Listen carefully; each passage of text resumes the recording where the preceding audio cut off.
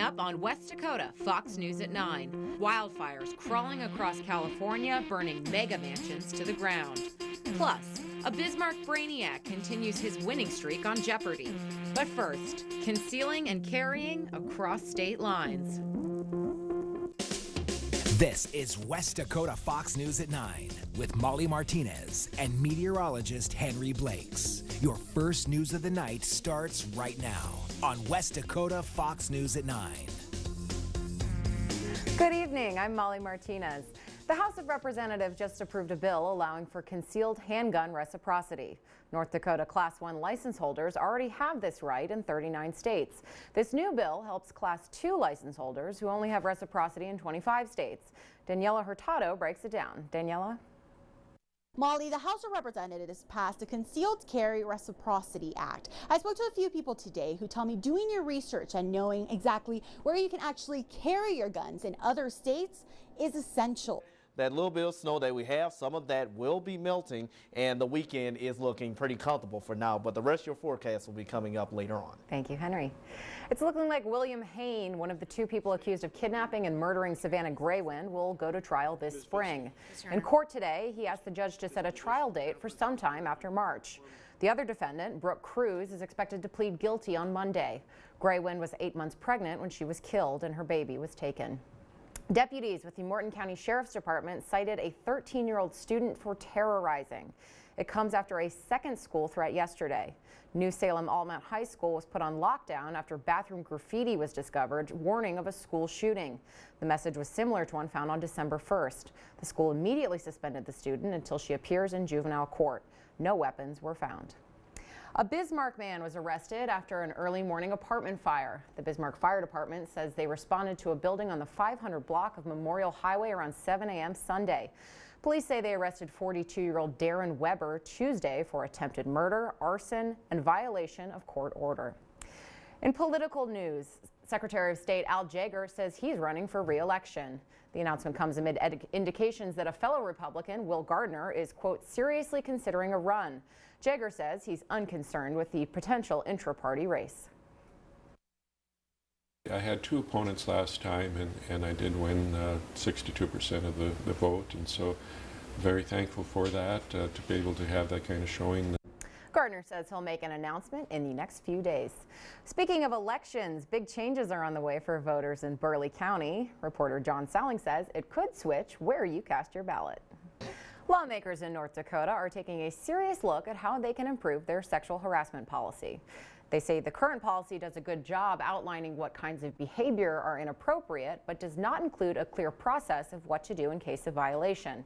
House Majority Leader Al Carson says he's never seen or heard of any such incidents, but others say they've experienced it firsthand.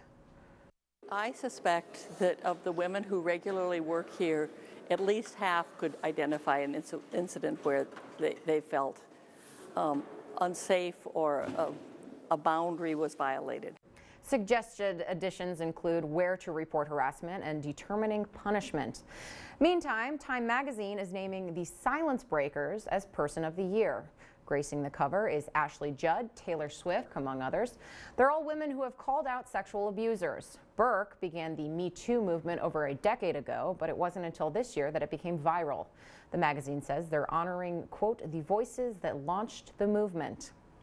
Well, tomorrow marks a day that lives in infamy. It's the 76th anniversary of the attack on Pearl Harbor. The offensive galvanized the U.S.'s participation in World War II.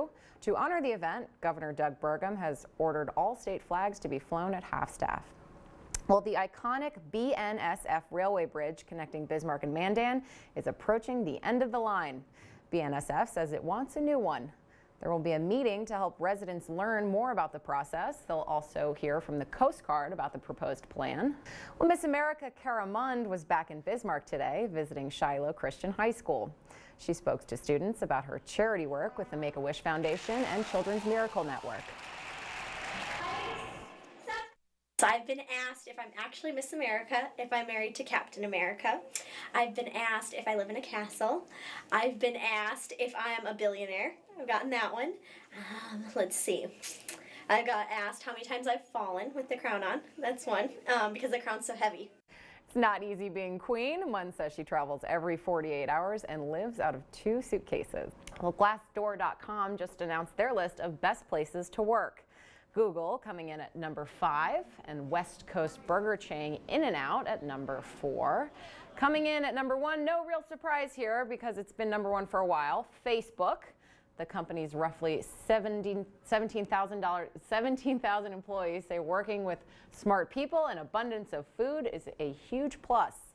But the best job of all is getting to work with meteorologist Henry Blake. Yeah, I love working with you too. You see, that's why we go good together. Temperature-wise, as we start out tomorrow, we are going to be in the teens and single digits, but then we'll at least be warming up to the freezing mark. Light northwest wind, warming up again for Friday into your weekend. Highs should be in the 40s by then. Slight chance of some light snow on Monday.